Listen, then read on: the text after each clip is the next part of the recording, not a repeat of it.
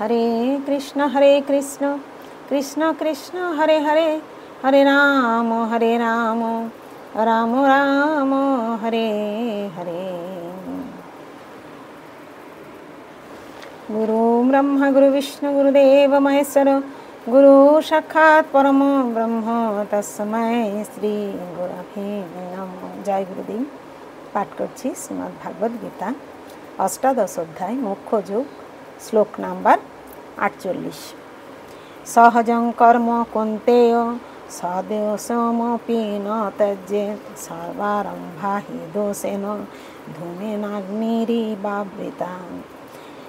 सहजम सहजात कर्म कर्म कौन्तेय, हे कुंती पुत्र, सदोषम दोषयुक्त ओपि हलेও न माने नय, त्याज्ये त्याग करा उचित, सर्वरम्भा समस्त कर्म,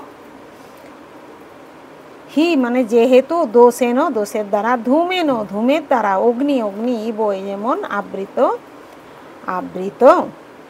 অনুবাদ: হে কুন্তীয়, সহজাত কর্ম দোষযুক্ত হলেও ত্যাগ করা উচিত নয়। যেহেতু অগ্নি যেমন ধূমের দ্বারা আবৃত থাকে, তেমনি সমস্ত কর্মই দোষের দ্বারা আবৃত থাকে।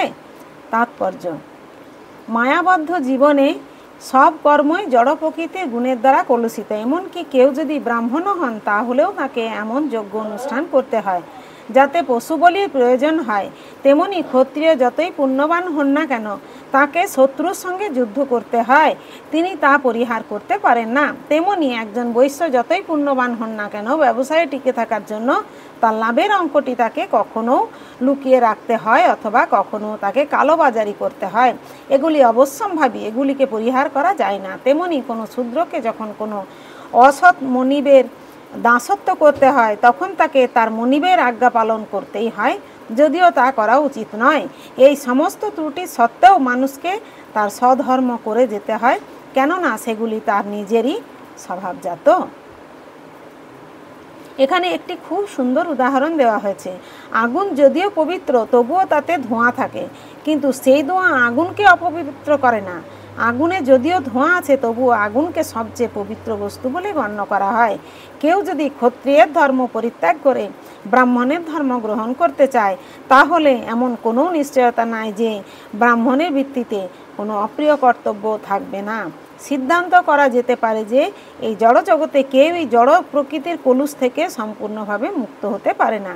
এই প্রসঙ্গে আগুন ও ধোঁয়ার দৃষ্টান্তটি খুবই সঙ্গত। শীতের সময় কেউ যখন আগুন পোহায়, তখনও কখনো কখনো ধোঁয়া তার চোখ ও শরীরের অন্যান্য অঙ্গগুলিকে বিব্রত করে, কিন্তু এই সব বিরক্তিকর অবস্থা সত্ত্বেও তাকে আগুনের সদ্ব্যবহার করতেই হয়। তেমনি বিরক্তিকর কিছু কারণে স্বভাবজাত বৃত্তি পরিত্যাগ করা উচিত নয়, বরং নিজের বৃত্তিমূলক কর্ম অনুষ্ঠান করার মাধ্যমে কৃষ্ণ ভাবনায় ভাবিত হয়ে পরমেশ্বর ভগবানের সেবা করে দৃঢ় সংকল্প হওয়া উচিত। সেটি সিদ্ধি লাভের বিষয়। পরমেশ্বর ভগবান সন্তুষ্টি বিধানের জন্য যখন কোনো বিশেষ বৃত্তিমূলক কর্ম অনুষ্ঠিত হয়, তখন সেই বিশেষ কর্মের সমস্ত ত্রুটিগুলি পবিত্র হয়ে যায়। ভগবানের সেবায় যুক্ত হওয়ার ফলে কর্মফল যখন পবিত্র হয়ে যায়, তখন মানুষ অন্তরে আত্মাকে দর্শন করে এবং সেটি আত্মোপলব্ধি।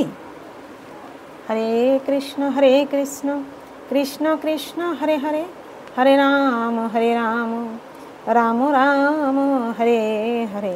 জয় গুরুদেব, জয় গুরুদেব, জয় গুরুদেব।